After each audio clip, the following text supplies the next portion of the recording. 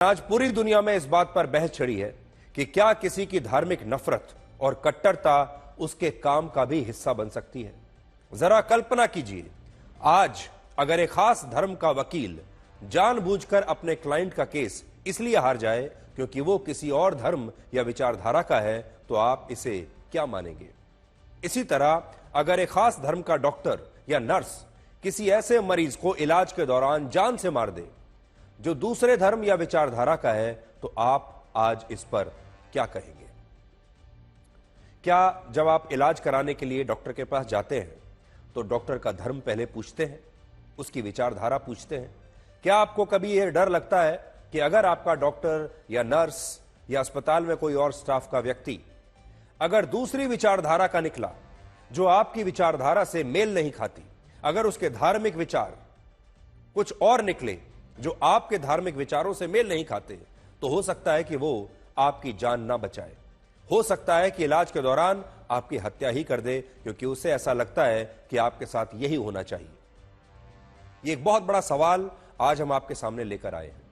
Australia के एक अस्पताल में बिल्कुल ऐसी ही घटना हुई है जिस पर अब पूरी दुनिया में शरणार्थियों को लेकर बहस चल रही है। ये तस्वीरें ऑस्ट्रेलिया के सिडनी शहर के एक अस्पताल की हैं और इस अस्पताल का नाम है बैंक्सटाउन हॉस्पिटल। और इन तस्वीरों में जो लोग आपको नजर आ रहे हैं, ये दोनों इस अस्पताल में नर्स का काम करते थे। अभी जो तस्वीरें आपको देखेंगे, आप देखिए, ये जो लोग आपको दिख रहे हैं ऊपर वाले बॉक्स में, जो आपको लोग दिख रहे हैं, ये दोनों इसी अस्पताल में नर्स का काम करते हैं। इनमें एक का नाम है मोहम्मद रशद नादिर, जो अफगानिस्तान का है और ऑस्ट्रेलिया में एक शरणार्थी है और इसे 4 साल पहले ऑस्ट्रेलिया की नागरिकता मिली थी। दूसरी नर्स का नाम है सरा आबू और यह भी इस्लाम धर्म को मानने वाली व्यक्ति है। ये दोनों लोग एक वीडियो चैटिंग ऐप पर एक दूसरे व्यक्ति से बातें कर रहे थे और इस दौरान उन्होंने इसे बताया कि उनके अस्पताल में यहूदी धर्म को मानने वाले जितने भी लोग इलाज कराने के लिए आते हैं, वो उन्हें जान से मार देते हैं क्योंकि यहूदी इनके दुश्मन हैं और ये दोनों ये बात कहते हैं कि यहूदियों को जहन्नुम में होना चाहिए। और इन लोगों ने नर्स का काम करते हुए सिडनी के इस अस्पताल में कई यहूदी धर्म के मरीजों की जान ले ली और ये कहते हैं कि हमने उन्हें जहन्नुम में पहुंचा दिया। आज जब आप इस वीडियो को देखेंगे तो आपको समझ में आएगा कि अब धार्मिक कट्टरता का यह स्तर कहां तक पहुंच चुका है। तो ये साफ साफ इस बात को स्वीकार कर रहे हैं और कह रहे हैं कि अगर कोई यहूदी धर्म का इजरायली मरीज हमारे अस्पताल में आता है तो हम उसकी जान ले लेते हैं और हम उसे जहन्नुम में पहुंचा देते हैं। और वो ये भी कह रहा है कि ऐसे ना जाने कितने इजराइल के मरीज हैं जिन्हें हम जहन्नुम में अब तक पहुंचा चुके हैं। ऑस्ट्रेलिया की पुलिस ने इन दोनों नर्सेस के खिलाफ जांच शुरू कर दी है और ऑस्ट्रेलिया में तो इस वीडियो के आने के बाद हड़कंप मच गया है। वहां के हेल्थ डिपार्टमेंट ने भी इन्हें सिडनी के इस अस्पताल से निष्कासित कर दिया है और ऑस्ट्रेलिया के प्रधानमंत्री एंथनी एल्बनीजी ने कहा है कि उन्हें यकीन ही नहीं हो रहा कि कोई नर्स, अस्पताल में काम करने वाला कोई नर्स धार्मिक नफरत के कारण दूसरे धर्म के मरीजों को जान से मार सकता है। सोचिए यह मामला किस स्तर तक पहुंच चुका है कि ऑस्ट्रेलिया के प्रधानमंत्री को भी इस मामले पर अपनी प्रतिक्रिया देनी पड़ी। तो यह जो मामला है यह ऑस्ट्रेलिया में उच्चतम स्तर तक पहुंच चुका है, प्रधानमंत्री के स्तर तक पहुंच चुका है, संसद के स्तर तक पहुंच चुका है और वहां पूरे देश में हड़कंप मच गया है। 7 अक्टूबर 2023 के आतंकवादी हमले के बाद इजराइल ने गाजा में फिलिस्तीन में रहने वाले लोगों पर कार्रवाई की थी और इसके खिलाफ दुनिया भर के मुसलमानों ने तब विरोध प्रदर्शन किए थे, जिनमें भारत के मुसलमान भी, आपको याद है, शामिल थे।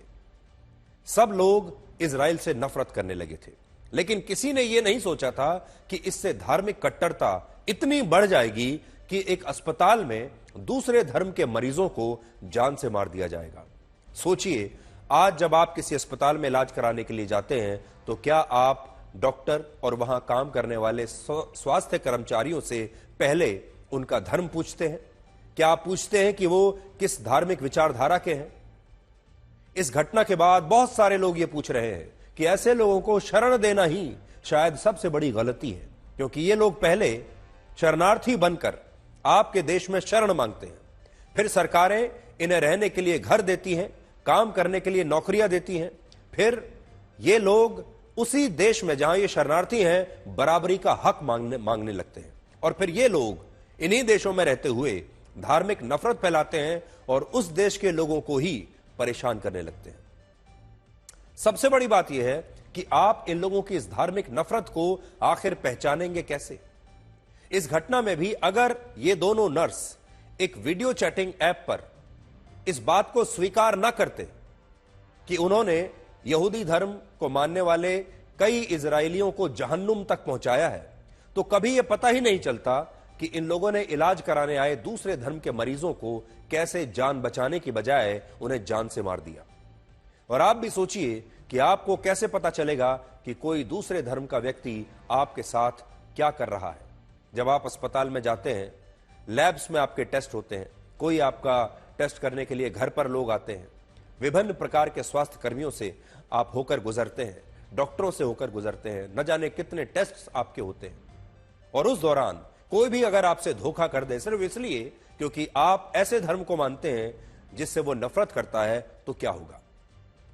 ऑस्ट्रेलिया के लोग तो अब यहां तक कह रहे हैं कि अब वो किसी और धर्म के डॉक्टर और नर्स से इलाज ही नहीं कराएंगे। और सोचिए, अब यही पूरी दुनिया में भी शायद होने लगेगा। और अभी तक जो विश्वास हमेशा रहता था कि लोग अपने काम में हमेशा ईमानदारी बरतेंगे, खास तौर पर जो स्वास्थ्य के पेशे में लोग हैं, जो डॉक्टर्स हैं, जो नर्स हैं, वो तो जब इस पेशे में आते हैं तो वो शपथ लेते हैं कि वो कभी अपने काम के दौरान इस तरह की चीजों को आने नहीं देंगे। लेकिन अब शायद इस प्रोफेशन पर भी लोगों का विश्वास खत्म हो जाएगा ऐसे लोगों की वजह से। आज एक और बड़ा सवाल यह है कि क्या इन शरणार्थियों को नागरिकता नहीं देनी चाहिए? क्योंकि जब इन्हें नागरिकता मिलती है तो ये उस देश के मूल निवासियों के बराबर के अधिकार मांगना शुरू कर देते हैं।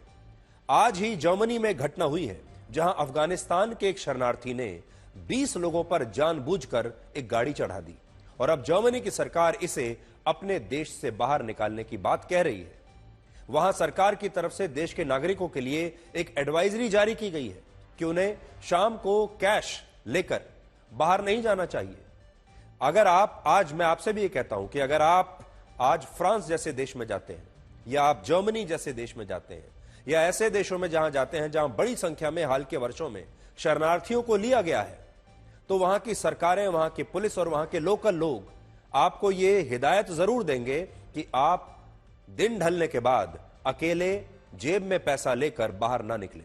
जब आप उनसे पूछते हैं कि क्यों ना निकले, क्या आपके यहां कानून व्यवस्था की स्थिति इतनी खराब है, तो वहां की पुलिस और वहां के लोकल लोग ये कहते हैं कि हमारी कानून व्यवस्था ठीक है, हमारे यहां रहने वाले लोग आपके साथ कोई इस तरह का अपराध नहीं करेंगे।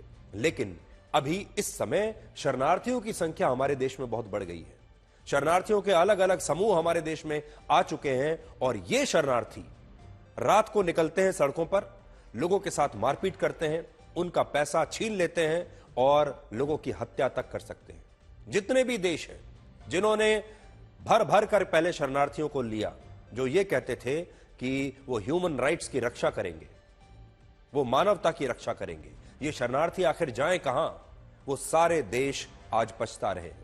उन सारे देशों में इन शरणार्थियों ने इसी तरह की कानून व्यवस्था की समस्याएं पैदा कर दी हैं। और अब ऑस्ट्रेलिया में जो इनमें से 2 नर्स हमने आपको दिखाए, इनमें से एक अफगानिस्तान का शरणार्थी है, और आज ये कहते हैं कि यहूदी धर्म के लोगों को तो जिंदा रहने का अधिकार ही नहीं है, और ये दोनों मिलकर अस्पताल में जो यहूदी धर्म के और इजराइल के लोग आते हैं मरीज, उन्हें ये दोनों मिलकर जहन्नुम पहुंचा देते हैं। ये बहुत डरावनी बात है।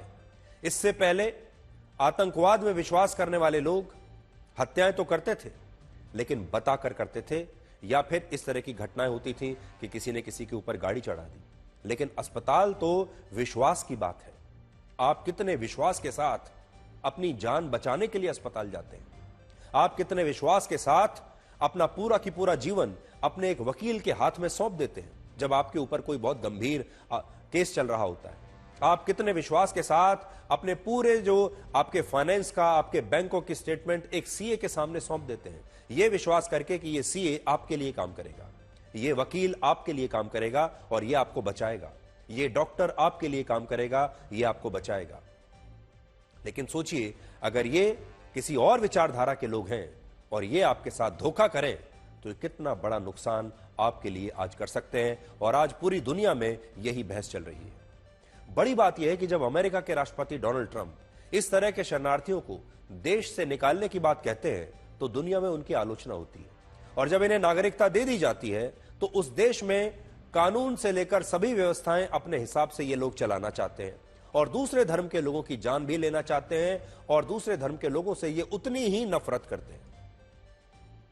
आज जब हम आपको ये खबर दिखा रहे हैं तब हमारे अपने देश की सुप्रीम कोर्ट ने अपने एक अहम फैसले में कहा है कि भारत में रह रहे रोहिंग्या मुसलमानों के बच्चों के साथ शिक्षा के मामले में कोई भेदभाव नहीं होना चाहिए और उन्हें भी वैसी ही शिक्षा मिलनी चाहिए जैसी शिक्षा इस देश के नागरिकों के बच्चों को मिलती है। तो एक बहुत बड़ा विषय है, यह बहुत बड़ा मुद्दा है और आज ऑस्ट्रेलिया में जो कुछ हुआ है पूरी दुनिया इससे हैरान है और स्तब्ध है। अब हम आपको वो आंकड़े दिखाएंगे जिनकी पूरी दुनिया में चर्चा हो रही है और महाकुंभ एक बार फिर से दुनिया में ट्रेंड कर रहा है। आज शाम तक महाकुंभ में लगभग 50 करोड़ लोग प्रयागराज की त्रिवेणी में पवित्र स्नान कर चुके हैं और यह रिकॉर्ड सिर्फ 32 दिनों में बना है। अब भी महाकुंभ के 13 दिन बाकी हैं और इससे आप समझ सकते हैं कि सनातन धर्म में इतनी बड़ी ताकत है कि वो दुनिया के 121 करोड़ हिंदुओं में से 40% हिंदुओं को इस धार्मिक आयोजन में इकट्ठा कर चुका है और यह दुनिया का सबसे बड़ा धार्मिक आयोजन बन गया है। यह एक ऐसा वर्ल्ड रिकॉर्ड है जिसे भारत के अलावा और कोई नहीं तोड़ सकता। हालांकि आज जरा यह कल्पना भी कीजिए कि अगर आज से 75 वर्षों के बाद गंगा नदी सूख गई या विलुप्त हो गई तो महाकुंभ का आयोजन प्रयागराज में कैसे होगा और लोग महाकुंभ में पवित्र स्नान कहां करेंगे। आज आपको ये गंगा का पानी दिखाई दे रहा है। कल्पना कीजिए कि एक दिन ऐसा आएगा जब यह पानी सूख चुका होगा। महाकुंभ में संगम के स्नान को सबसे पवित्र माना गया है और यह संगम 3 नदियों का है, गंगा, यमुना और सरस्वती।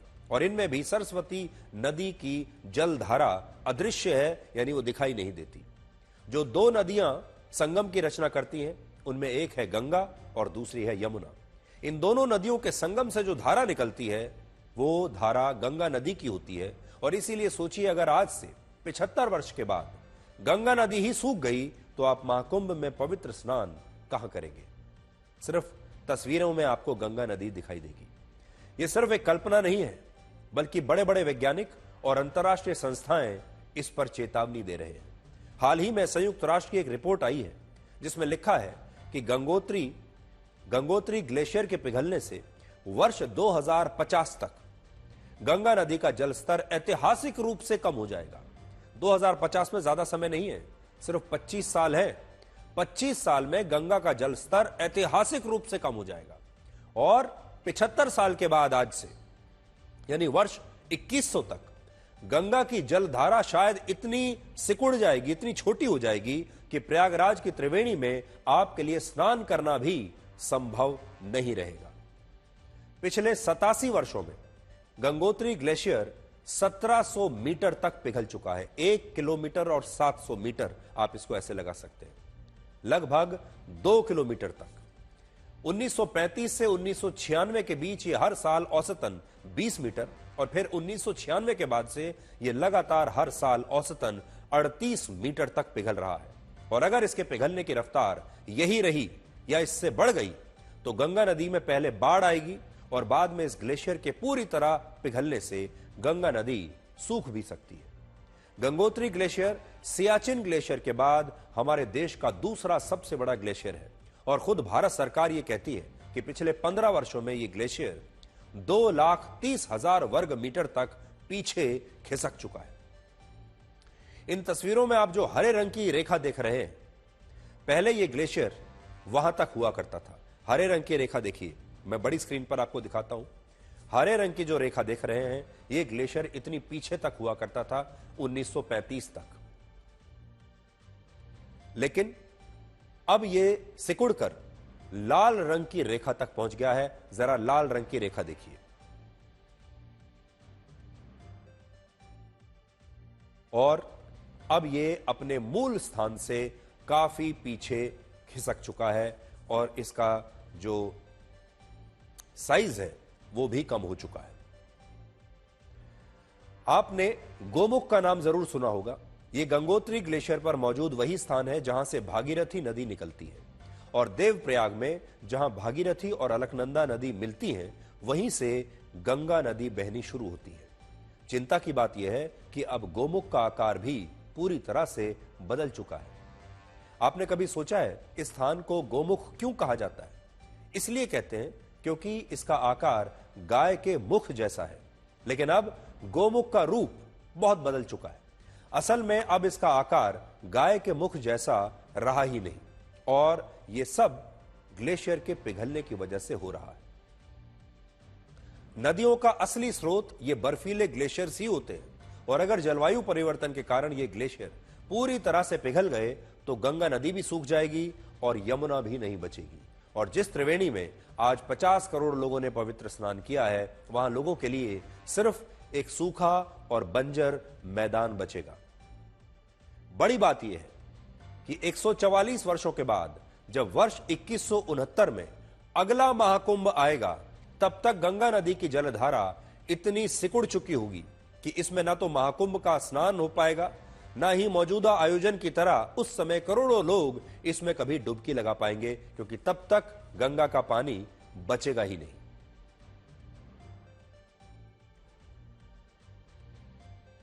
आज हम आपको जो बता रहे हैं, हमने एआई के जरिए एक तस्वीर आज बनाई है।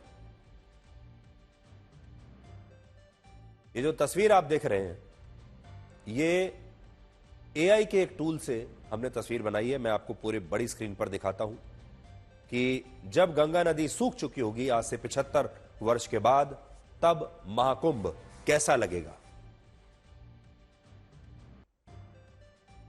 कुछ ऐसा होगा प्रयागराज, और गंगा नदी की स्थिति कुछ ऐसी होगी, वहां पर एक बंजर मैदान आपको दिखाई देगा जिसमें स्नान करना बहुत ही मुश्किल हो जाएगा। हमारे देश ने, आप सब लोगों ने गंगा नदी के अभी तक 2 चरण देखे हैं, और अब तीसरा चरण भविष्य में आपको देखने को मिलेगा। पहला चरण वो था जब गंगा नदी का पानी इतना साफ और स्वच्छ हुआ करता था कि लोग निसंकोच इसे पी लिया करते थे। गंगा जल पवित्र होता है यह मानकर लोग इस जल को पी लेते थे, इतना साफ पानी था। दूसरा चरण आया जो अब चल रहा है, जब लोग अक्सर प्रयागराज जाने से पहले भी ये पूछते हैं कई लोग कि वहां का जो पानी है वो कितना साफ है और उसमें नहाना कितना सुरक्षित है। संगम का पानी अब पहले से कहीं ज्यादा मटमैला हो चुका है। गंगा का पानी अगर आप देखेंगे अलग अलग स्थानों पर जाकर, तो अब मटमैला दिखाई देता है।